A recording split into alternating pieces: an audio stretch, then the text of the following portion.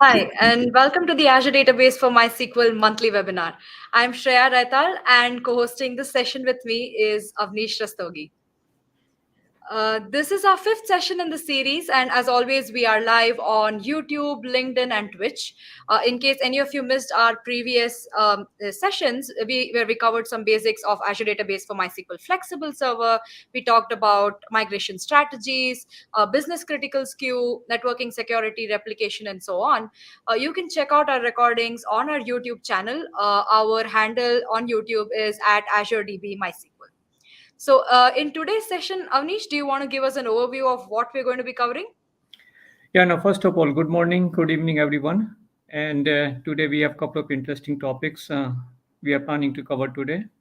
So first topic, we will have Thomas, who will cover about data API, which you can use to integrate with different Azure databases using GraphQL and REST API. And second topic, we will have Sai, who will cover which is one of the hot topic, performance management in relational databases.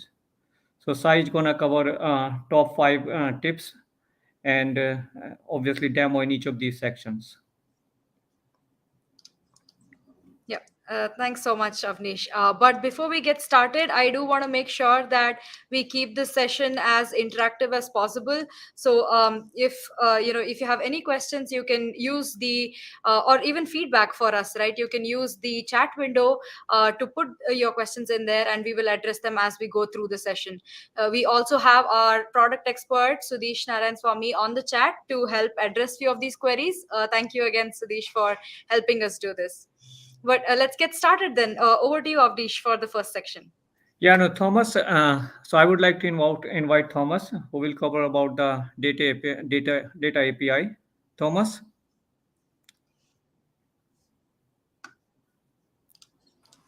Hi, Thomas. Yes. Hi, Shreya. Hi, Avnish. Super glad to be on. Um, and Do you want to give us a little bit of an introduction about yourself before we get yeah, started, Thomas? Yeah. yeah, absolutely. So my name is Thomas. I'm a product manager on the Static Web Apps team. And over the past couple of months, we've been working very hard with the database teams to work on Static Web Apps database connections and data API builder. And MySQL is one of those database teams. So I'm super glad to be on the webinar today to talk about Static Web Apps database connections and then data API builder. Yep. Thanks so much, Thomas. Over to you. The floor is all yours. Yeah, absolutely. Okay. So I want to talk about Static Web Apps database connections first. So Static Web Apps database connections is a new feature that we announced probably a couple of weeks ago now, that makes it really easy for you to build static web apps with database data that sits in your database. With database connections, you essentially connect your database to your static web apps, and then you can have CRUD access to your database with by going through a REST or a GraphQL API. So what we do under the hood is we provision a set of REST APIs and a GraphQL queries and mutations that allow you to have that CRUD access to your database. Now, of course, I'm on the MySQL show. So MySQL is one of the databases that we support. We also support a couple others like PGSQL, but we're not here to talk about that. So with Static Web Apps database connections, this actually makes it really easy for you to build those applications with a lot of productivity, right? Because you no longer have to go and write boilerplate backend code. You can simply start using the REST and GraphQL APIs that are available for you. So for this, we have a convention/data API endpoint that we enable on your static web apps when you connect to database. And as you can imagine, a lot of effort went into this. So there's a lot of functionality that comes out of the box that you would expect from a typical data access backend. So a typical one would be maybe authorization. You want to limit certain users or certain roles to specific actions on the entities in your database.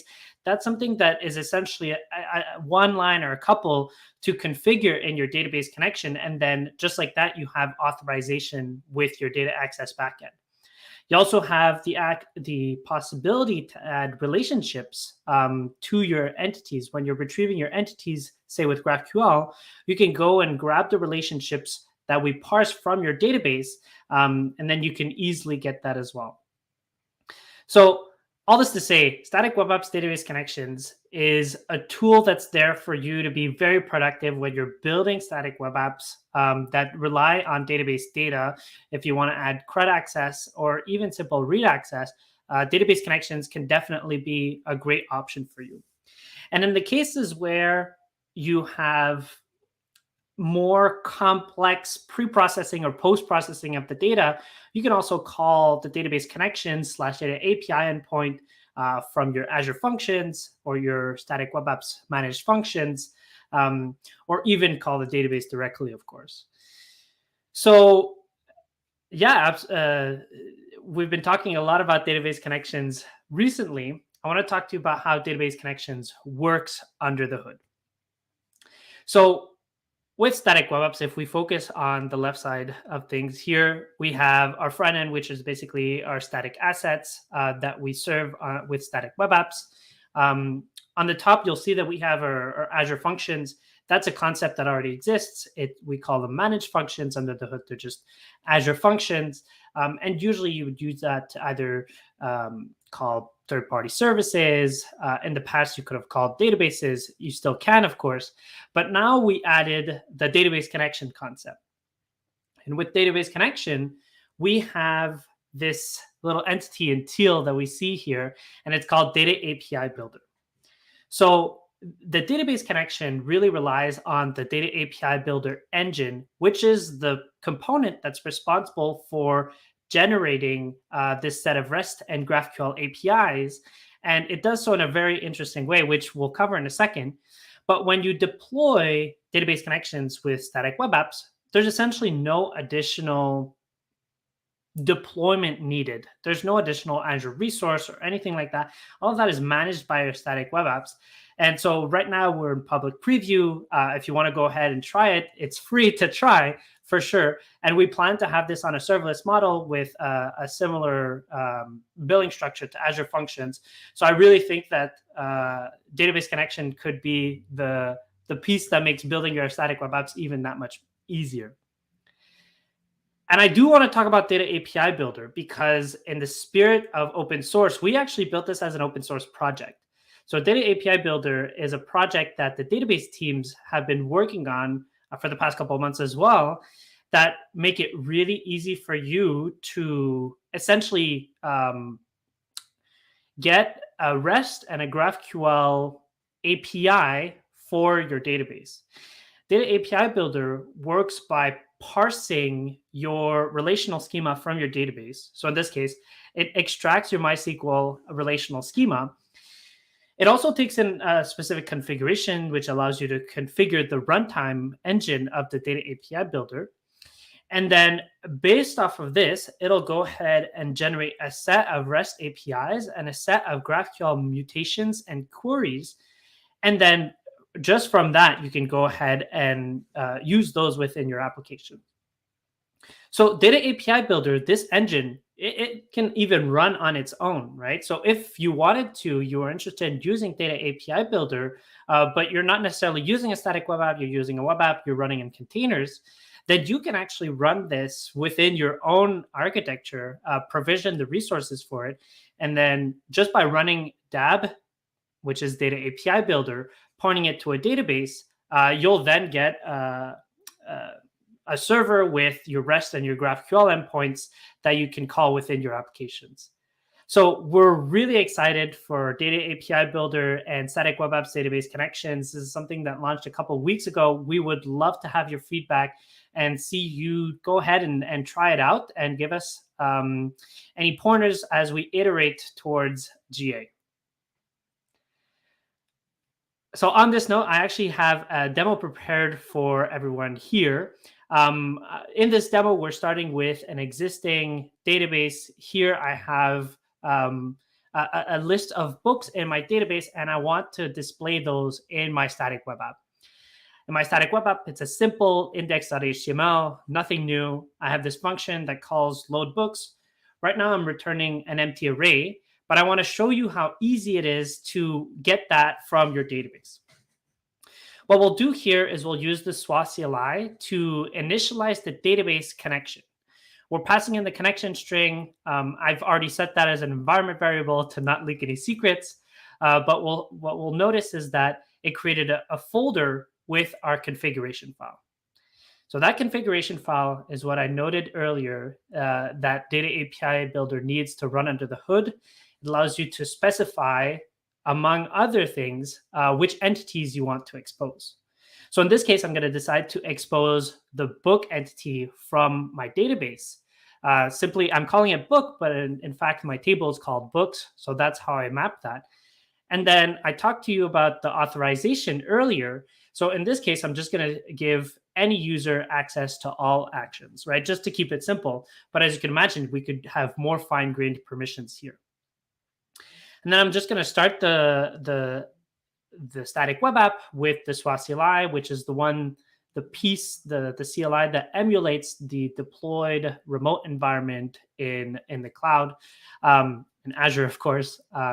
And so this will provision everything under the hood. And just with that, I wish I zoomed in more here, but okay, there you go. Just with that, we now have, in this case, a GraphQL endpoint with a set of queries and mutations. So the create book, delete book, update book, and then querying the books by primary key and books. So it makes it really easy for you to just go ahead and start using that within your application. In this case, of course, I'm showing you GraphQL, but that it also applies to a set of REST APIs as well, right? So really just like that, we initialized the configuration and then said we wanted to expose the book. We now have this GraphQL endpoint and actually a series of GraphQL queries and mutations and REST APIs. And now I'm going to show you how to use the REST API here in my load books function. I'm going to be calling the /data API endpoint with the REST subpath and then retrieving the book. And then here I have a filter asking to get just the first 5, for instance. So this is just one of the functionality that we actually have built into Data API Builder that makes it really easy and provides a lot of functionality out of the box. And then just like that, we can see that our application is now getting the first 5 books in our database and displaying it within our application. Okay, so at this point, it's pretty trivial. We just add our changes, commit and push. And under the hood, I have a GitHub action that is actually deploying to my static web app. And then once we get to our static web app, all we have to do is link the database. So by linking the database, this means that you're able to choose which database you want to connect from your static web app. In this case, I have a MySQL database. I'm calling my library. I'm using connection string auth, and we're coming out with managed identity auth very shortly. But just like that, with that connection, we now have our static web apps working, and it's fetching the data from our database using static web apps database connections and using Data API Builder under the hood, of course, to retrieve all those contents. So this was a super simple example of how we can very quickly create a static web apps from an existing database with static web apps database connections. And it makes it really easy for you to go ahead and get started building your application so you can focus on building your apps and not worrying about the plumbing. So that was it. Super quick. I've talked nonstop. Hopefully wasn't too fast, but this is recorded, right? So anybody can go back and listen again. Thanks so much again, Thomas. It was a really cool demo, and I can't wait to try it out. I think this is one of those features that most of us, and at least the developers, have been waiting for. So thank you and kudos for working towards building it. Right now, we don't have any questions on the chat window, but folks, if you have more queries or you want to learn a little bit more about this, we have our announcement blog at aka.ms/MySQL DAB Data API Builder, and you can check it out for more information. Any last thoughts, Thomas, before we close? Well, I'm super excited to see what everyone builds with Data API Builder and Static Web Apps database connections. We're also taking in feedback, so we're super excited for that in our own community GitHub. And Shreya, Avnish, thank you so much for having me on the MySQL webinar. I really appreciate it, and have a good one. Thank Thank you you, for Thomas. joining us. Yeah. See you. Very exciting feature. Indeed. I think yeah. Let's go on to the next section then. Avnish, I Yeah, think the so for the next join. section, I would invite Sai to cover the performance management in Azure Database for MySQL Flexible Server. So, Sai, welcome to the show. Hey, thank you so much, Shreya and Avnish, for giving me this opportunity. I'm super thrilled and excited to be here for today's session. Welcome, Sai. Again, the floor is all yours. We're like 5 tips, and I'm really hoping that this will be these memorable 5 tips that the people can take back from the session. But yeah, over to you. Absolutely. So just before getting started, I'll give a quick intro about myself. I'm Sai Kondapalli, and I'm one of the product manager for Azure Database for MySQL. And in today's session, I'm going to share information on how to make your Azure Database for MySQL servers performing efficiently. So let's get started. Just a preface before I deep dive into the tips and the checklist here. So when we think about database performance, it is a very hot topic amongst database users and practitioners, right? So users are always looking for the best performance, preferably out of the box with no additional tuning. While Azure Database for MySQL is already tuned for the best performance out of the box, workloads can vary application to application. And there could be a lot of usage patterns that can differ how an application can perform, right? For example, it could be seasonal peaks for an e-commerce application and daily peaks at certain hours for, fintech applications. So as a result, specific workloads require some sort of, user intervention to get a better boost and get the best out of a MySQL database server performance. So first and foremost, database performance is limited by physics, right? If you think about it, in case of a server performance, the three main hardware resources that potentially could become a bottleneck are CPU utilization, memory usage, as well as IOPS utilization, right? So to understand if it is CPU utilization, you need to look at monitoring, which we'll cover in the next part. But if you're observing consistent CPU peaks, consider vertically scaling your database size to provide more processing power for your workload needs. Similarly, if there is high memory utilization, consider to also scale your database and at the same time also look for queries that may be utilizing a lot of memory buffers that could be leading to higher memory utilization. And finally, if you're observing any IO bottlenecks, consider provisioning more IOPS for your database server to switch to autoscale IOPS, which allow you to enjoy worry-free IO management in Azure Database for MySQL Flexible Server. And the second tip is to have concrete monitoring in place for your Azure Database for MySQL Flexible Server, which means that having any monitoring data for your database server helps you make better decisions to understand, troubleshoot, and optimize your workloads. Right. So monitoring the right metrics help you to keep performance, reliability, and availability of your server and applications. Furthermore, it is also beneficial if you already have some sort of baseline numbers for your metrics that are already set in stone, so that you can fully understand if there are any peaks as well as if there are any dips when your metrics are showing some sort of utilization and saturation on the database server itself. And in addition to that, Azure Database for MySQL Flexible Server is also integrated with Azure Monitor Workbooks. So with workbooks, you get this flexible canvassing for analyzing data and creating rich visual reports within the Azure portal itself. So you can comb and canvas multiple Azure resources and their details through the workbooks so that you can monitor multiple resources at once and paint a picture as to where saturation for your application is happening. And furthermore, you can also integrate third-party database observability tools such as Datadog, Percona Monitoring Management, and Grafana, where you can monitor multiple environments together and get a detailed analysis on how your environments are performing. And moving further, understanding your workload characteristics is quite important. So you can supplement the infrastructure in the right manner to support efficient processing of transactions for your application, right? For example, such as thread pools or proxy solutions to support higher number of connections coming in from your application to the database server, where you can extract more throughput and also you can commit the number of vCores for your database server in an efficient way so that you can maximize the performance by leveraging proxy solution or a thread pool in a database environment. And similarly, for applications whose workload is mainly read dominant, scale your servers horizontally, first and foremost, by adding more read replicas. So leveraging this approach not only segregates the workload between writes and reads amongst multiple servers, but it will also ease the burden off of your primary server, which is primarily responsible for processing write transactions in an efficient manner. And to manage connectivity for multiple database servers where you have read replicas and the primary database server, what you can do is consider leveraging a proxy solution such as proxy SQL that can manage and load balance the read write split intrinsically amongst all of these database nodes.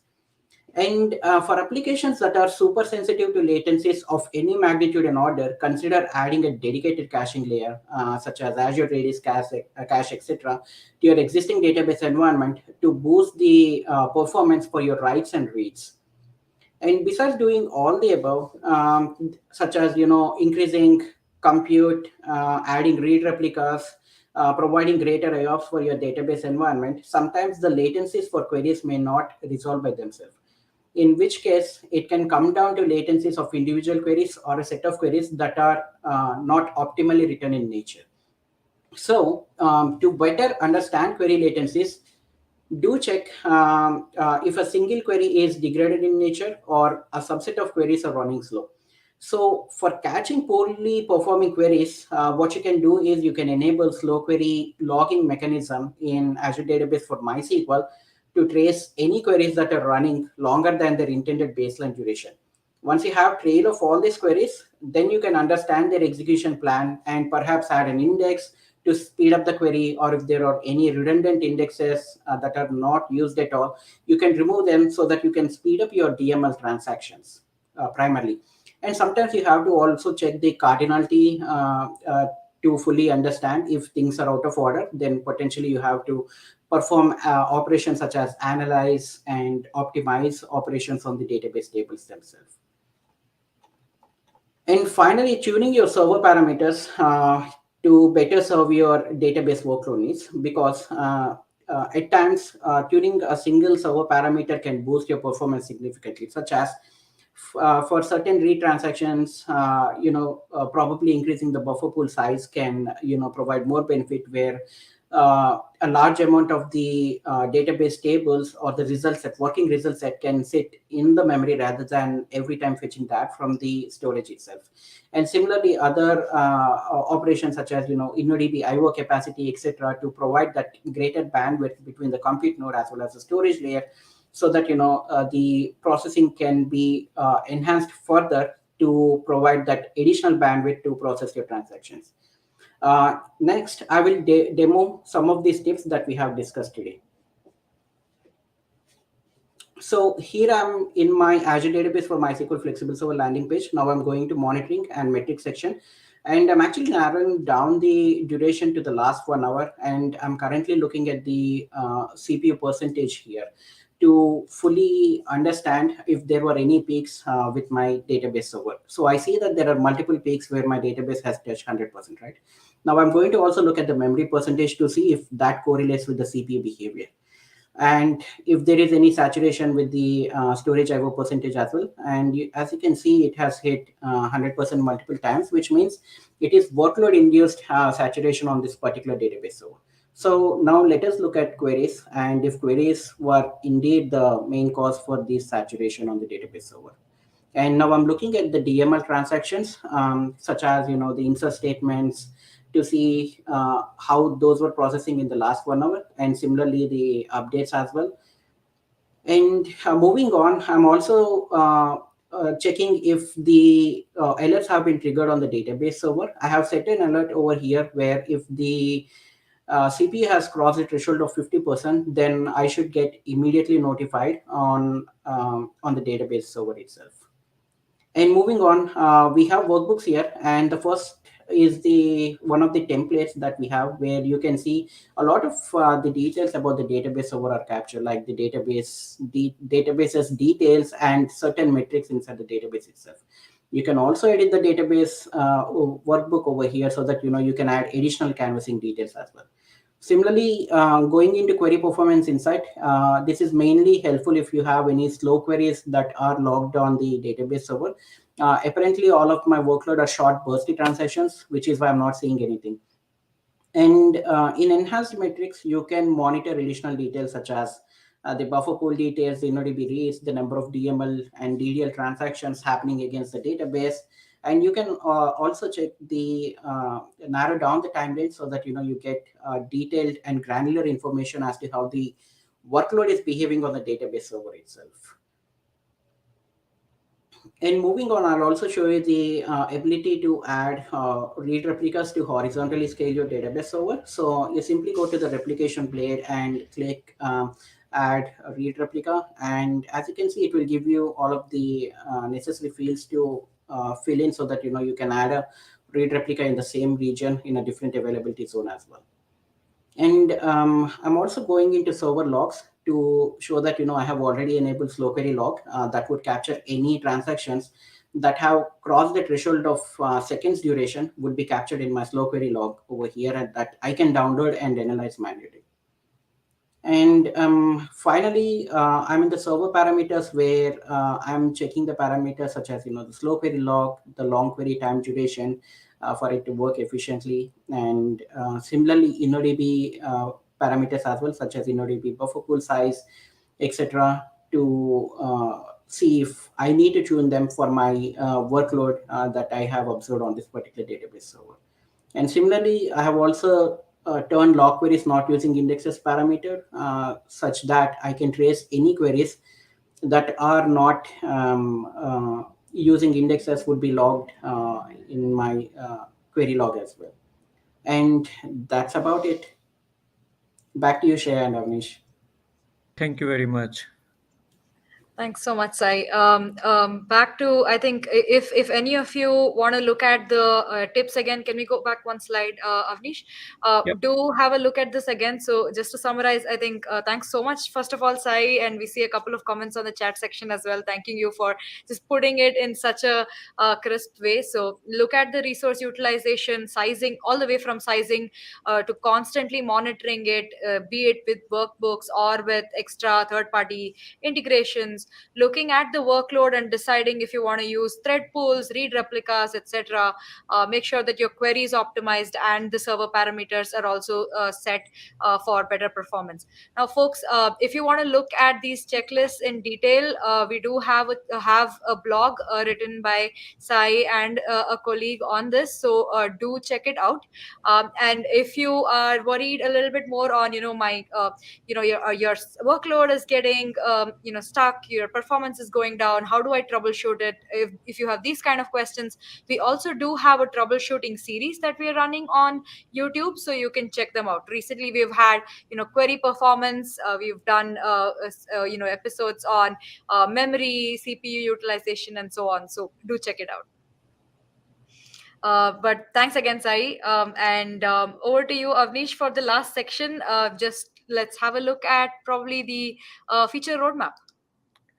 Yeah, so as always, we are tracking some of these new upcoming features. We just a few minutes ago talk about the data API builder, which is in public preview, and GH planned in next couple of quarters. And then we have upcoming features which we discussed in the past. Some of those will be GA'd later this month and later in Q2 this year. So that's all, Sharia, we have for today. Any Awesome. questions from the audience? I think Sean had a couple of questions on how to turn slow query logging on, and what's the link to the blog post. So the link to the blog post, I'll just showcase that again for your perusal.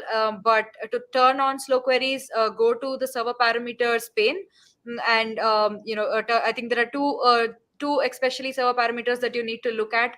One is turning on the slow queries, enabling the logs itself, and the other one is the long query time that you need to set, and that's about it. But yeah, let us know if there are any other questions, folks, and put them on the chat window as we go.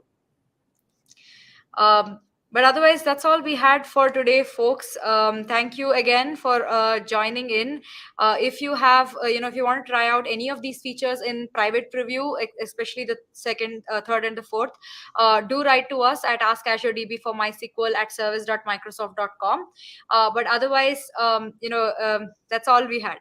To learn more, you can navigate to aka.ms MySQL resources, which is our one-stop shop for all resources. And if you have any questions on any features or any of the documentation that we have, you can write to us on our email ID mentioned here. Stay tuned for more updates and announcements by following us on social media and subscribing to our YouTube channel. Our handle on both YouTube as well as Twitter is at AzureDB MySQL, and on LinkedIn we have a short link provided for you. That's about it, folks. Thank you all for tuning in. We hope you enjoyed this episode. We would love to hear your feedback on the session. So here is the link to the feedback form. And most importantly, if you have any suggestions for the topics that we should be covering in the upcoming sessions, or if you want to feature in the webinar yourself, please do let us know by filling out this form. We did have a couple of suggestions coming in the previous webinars, and we're really excited to bring them up in our upcoming webinars. But please do let us know if you have any more ideas as well. See you all in our next session next month on 10th May at 7:30 a.m. Pacific time. Thank you. Thank you, everyone.